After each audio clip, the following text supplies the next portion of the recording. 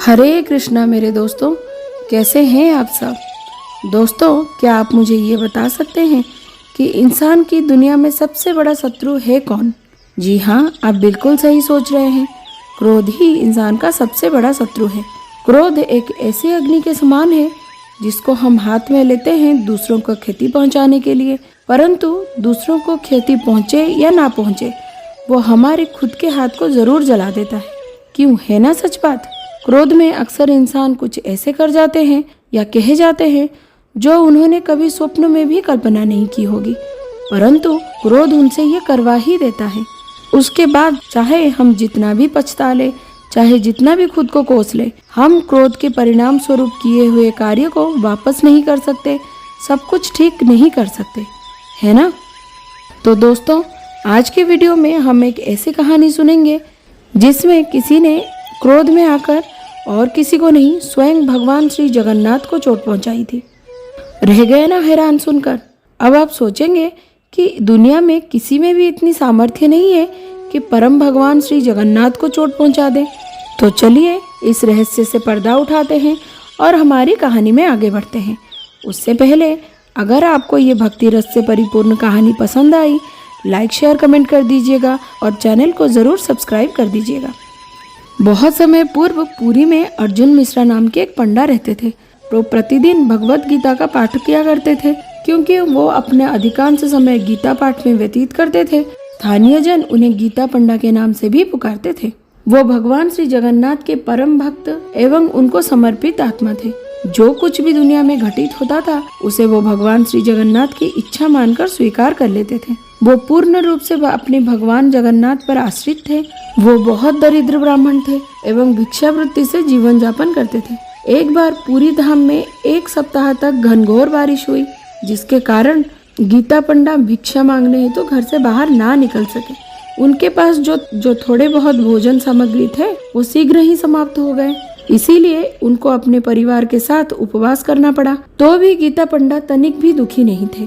गीता पढ़कर वो अपना समय व्यतीत करते थे। वो अत्यधिक प्रसन्न भी थे क्योंकि भिक्षावृत्ति के लिए उन्हें घर से बाहर नहीं जाना पड़ता था एवं इसी प्रकार उन्हें गीता पाठ करने के लिए अतिरिक्त समय मिल पाता था। परंतु उनकी पत्नी उन पर अत्यधिक क्रोधित थी।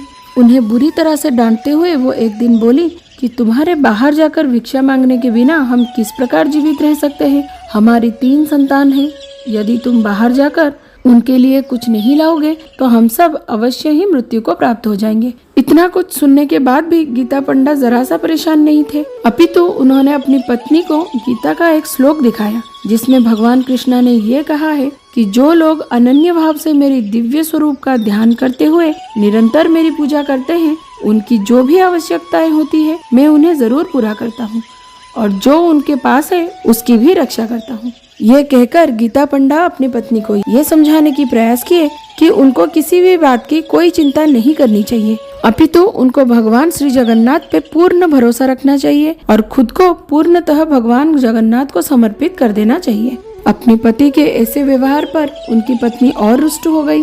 कई दिवस तक उन्होंने प्रतीक्षा की, किंतु उनके पति परिवार के लिए कुछ न लाए। गीता पंडा उनसे यही कहते रहे कि यदि हम सामान्य रूप से भगवान पर आश्रित हो जाएंगे तो वो हमारी हर मनोकामना पूर्ण करेंगे। उनकी पत्नी हैरान थी कि मैंने इतने दिनों तक प्रतीक्षा कर कैसे ली। उनके बच्चे भोजन के अभाव में बिलबिला रहे थे। एक दिन वो अत्यंत क्रोधित हो गई। अपने पति के हाथ से भगवत गीता छीनकर उस पृष्ठ को खोला जिस पर वो श्लोक उद्धारित था तथा उन्होंने उस श्लोक को खरोच कर मिटा दिया। इसके पश्चात निरुत्साहित, निराश एवं क्षुधा से पीड़ित होकर उनकी पत्नी एवं 3 बच्चे सो गए। कुछ देर के पश्चात बड़े ही दुखी व भारी मन से गीता पंडा भी विश्राम करने लगे। कुछ ही समय के पश्चात गीता पंडा की पत्नी ने द्वार पर दस्तक देने की स्वर सुना। अपने बिस्तर से उठकर उन्होंने द्वार खोल दिए। द्वार पर अत्यंत सुंदर 2 बालक खड़े हुए थे जो अपने साथ भोजन तैयार करने हेतु अनेक सामग्री लेकर आए थे। ब्राह्मणी ने उन अति सुंदर बालकों को अपने द्वार पर देखकर अत्यंत आश्चर्यचकित हो गई। उनमें से एक बालक श्याम वर्ण का था, जबकि अन्य बालक का वर्ण दूध के समान उज्जवल था। श्याम वर्ण की बालक ने ब्राह्मणी से आग्रह करते हुए कहा, माता कृपया इस भोज्य सामग्री को ग्रहण कीजिए जो कि आपके लिए गीता पंडा के घनिष्ठ मित्र ने भेजे हैं। इन्हें पका लीजिए एवं कृपया अपने बालकों को खिलाइए। ब्राह्मणी इन बालकों का मनमोहन छवि को देखकर अत्यंत प्रसन्न हुई और उन्होंने बालकों का स्वर सुना तो उनका हृदय तो मानो आनंद से परिपूर्ण हो गया। उन्होंने उन बालकों के प्रति अत्यंत प्रेम एवं वात्सल्य रस का अनुभव हुआ। उन्होंने उन बालकों को तब तक ठहरने की प्रार्थना की जब तक भोजन तैयार न हो जाए एवं उनके साथ प्रसाद ग्रहण करके कृतार्थ करने की भी विनती की। परंतु वो श्याम रंग के बालक ने उत्तर दिया, माता, हम भी आप लोगों के साथ प्रसाद ग्रहण करने के लिए अत्यंत इच्छुक हैं, परंतु ये देखिए 3 जगहों पे मेरी जीभ कट गई है, इसीलिए मैं कुछ भी खाने में असमर्थ हूँ। इतना कहकर दोनों बालक वहाँ से विदा हो गए। गीता पंडा की पत्नी ने समस्त सामान भंडार गृह में रख दिया और अपनी सौभाग्य के विषय बताने के लिए अपने पति को पुकारने लगी। जब गीता पंडा आकर संपूर्ण भंडार गृह को खाद्य की सामग्री से परिपूर्ण देखते हैं तो वो अपनी पत्नी से पूछते हैं कि इतना सारा सामान आया कहाँ से।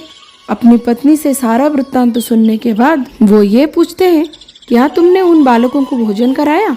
मुझे विश्वास है कि तुम उनकी दयालुता के ऋण चुकाने के लिए उन्हें कुछ प्रसाद प्रदान कर सकती थी। उनकी पत्नी ने उत्तर दिया, मैंने उन्हें प्रतीक्षा करने के लिए एवं कुछ खाकर जाने के लिए बहुत आग्रह किया, परंतु वो श्याम वर्ण के बालक ने कहा कि किसी ने उसकी जीवा को 3 स्थान पर काट दिया है, अतः वो कुछ भी नहीं खा सकते। जब गीता पंडा ने ये सुना तो वो तुरंत ये समझ गए कि बालक रूप में स्वयं भगवान पधारे थे। क्योंकि उनकी पत्नी ने गीता के श्लोक को 3 स्थान पर काट दिया था, अतः उनके कमल मुख से निकले हुए वो शब्द उनकी जीवा के रूप में परिवर्तित हो गए थे। गीता पंडा की पत्नी को अनुभव हो गया कि भगवान अपने उस वचन का पालन करने हेतु अपने परम भक्त के द्वार स्वयं भोग लेकर आए थे कि मैं अपने भक्त जनों का सदैव पालन पोषण करूंगा। तुरंत ही गीता पंडा और उनकी पत्नी क्षमा याचना एवं उनके कृपा हेतु कृतज्ञता व्यक्त करने के लिए श्री जगन्नाथ मंदिर जाने के लिए तैयार हो गए। जब वो मंदिर में वेदी के निकट पहुँचे तो वो ये देख के हैरान हो गए कि भगवान जगन्नाथ की होठ पर 3 रक्त बिंदु थे। गीता पंडा और उनकी पत्नी का हृदय ग्लानि से भर गया और वो भगवान श्री जगन्नाथ के चरणों में गिरकर रोते हुए अश्रुपूरित स्वर से अपनी गलती के लिए क्षमा याचना करने लगी। तो दोस्तों, आज की ये कहानी यहीं पर खत्म होती है। उम्मीद करती हूँ ये कहानी आपको बहुत पसंद आई होगी। अपना राय मुझे कमेंट सेक्शन में जरूर शेयर कीजिएगा। मिलते हैं अगले वीडियो में और एक ऐसी नई कहानी के साथ। तब तक के लिए मेरे साथ मिलकर जोर से बोलिए, जय जगन्नाथ, हरे कृष्णा।